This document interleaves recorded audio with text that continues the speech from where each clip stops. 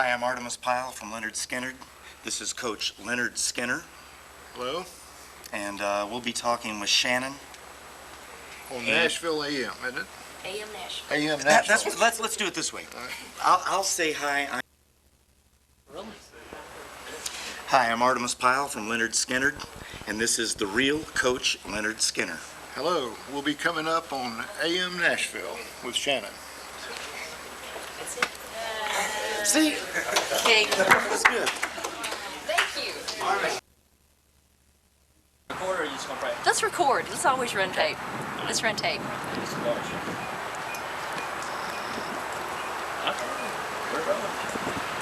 Here I am in Nashville trying to get into this movie sneak. Now, it's FREEBIRD the movie. The only chance to get in here, though, is I have to have free tickets, and I can't find anybody with free tickets. Shannon. Yes. Okay, now, I want to introduce you to the real Leonard Skinner. This is the coach. This is the man. This is the Shannon, how man. you doing? My Hey, pleasure. This nice is to the meet guy you. that they named the band after right here. Nice to meet you, Mr. Thank Skinner. you. And, Artimus can and of get course, you this in is movie. Artimus, the And he drummer. can get you in Artimus this the movie. drummer, that's me, and we can get you in. I Are you think sure? it says FREEBIRD, we can get you in for free. So you can walk me in. Right now? Okay, come with us. Okay.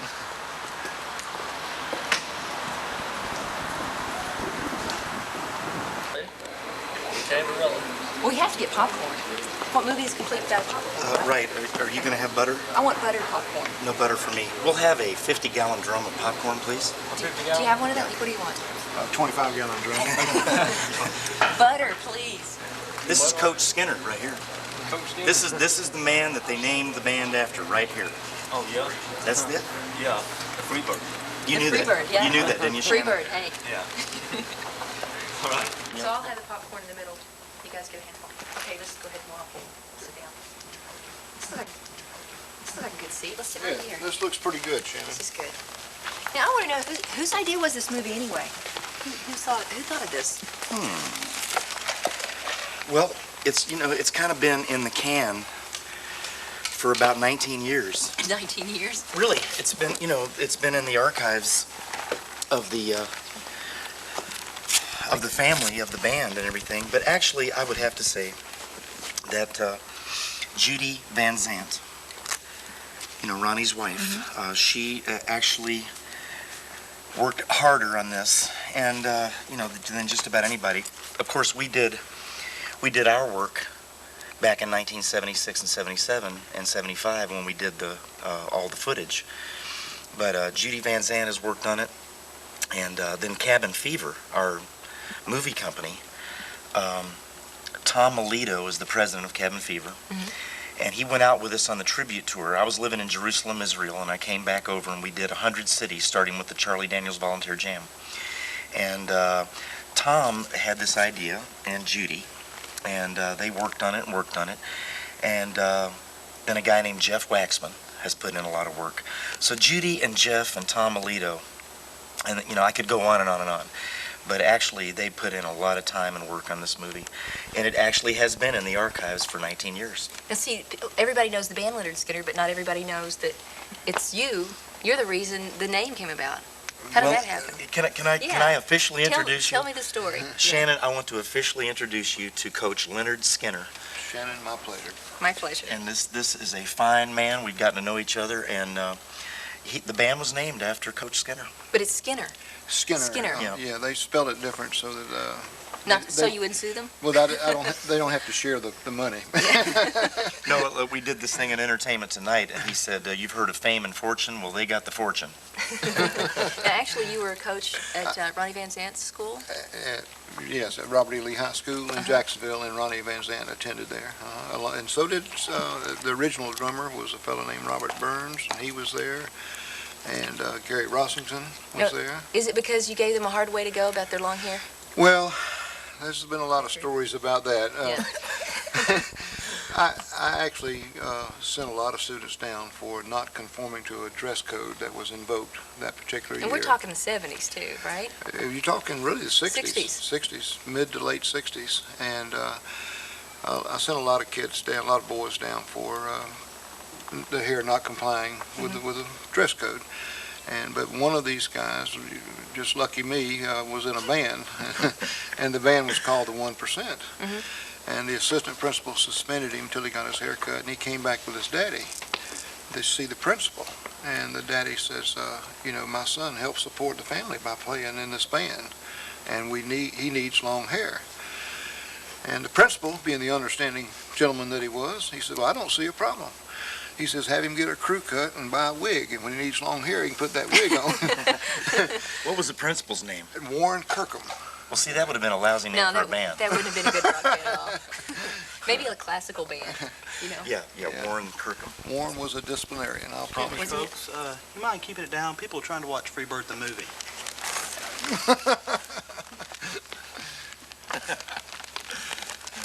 Should we continue?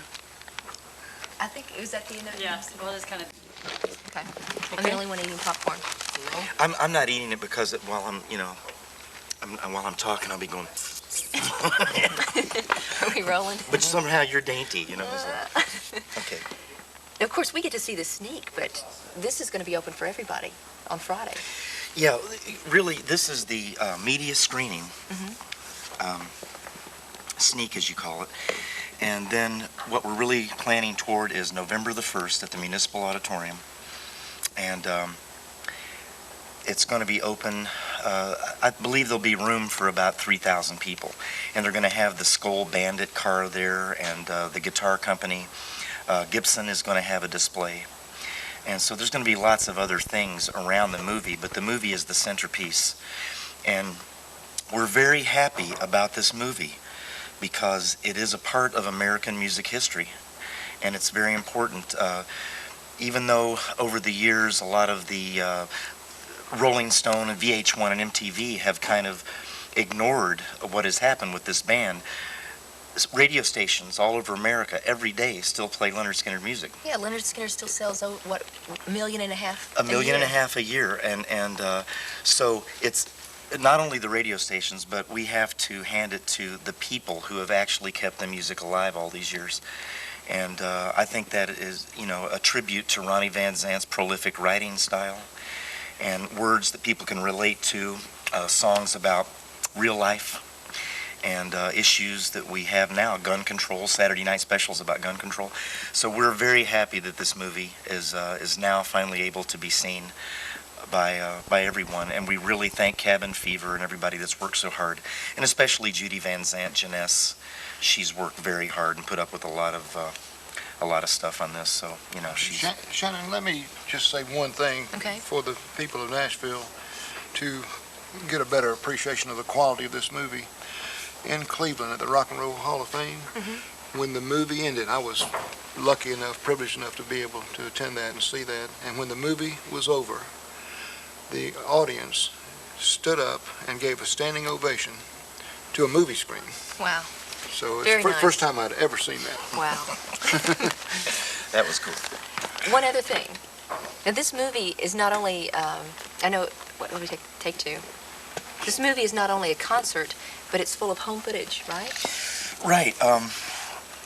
Back in the old days of Super 8 film, well, they took this Super 8 film, and Jeff Waxman worked on it from Cabin Fever, and what they did with this is they made it look like Gone with the Wind. I mean, it's unbelievable what they did. Footage of us with our families, our children. There's a shot of me in the cockpit of our airplane with my dog Frank Zappa sticking his head out the cockpit window, with a cowboy hat on, and the colorizing of the old Super 8 footage. It looks great, and so, it's a family thing for us too. It's very dear to us as almost like a home movie. But it's what I like about it is that for guitar players, for instance, now you watch MTV and different things, and I'm not cutting down MTV. I'm just saying that they flash around so much that it almost gives you a headache sometimes. You can never really focus on anything. In this movie, you can actually watch the guitar technique of Gary Rossington and Billy Powell's keyboard technique, and Alan Collins and the great Steve Gaines and Leon Wilkeson. You can see what they're doing, and you can see Ronnie Van Zant's expressions and how he's really responding to the way the band's playing that day, and you see him smiling a lot. I mean, we were opening up for the Rolling Stones, 250,000 people.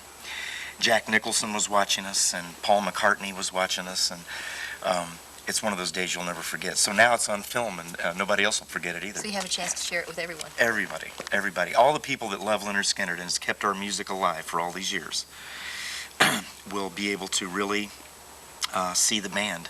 And as I say, it is a part of American music history, and we're very happy that it's now available. You know, after November 1st at the Municipal Auditorium, it will be available. Eventually, you'll be able to buy it and take it home. So it'll be a part of your collection, you know. Well, let's watch the movie. Popcorn? Roll them. Popcorn? Thank you. Let's get No, I feel like that's good. All right, here we go. Who do they think they are? They didn't pay. That was Leonard Skinner. Oh.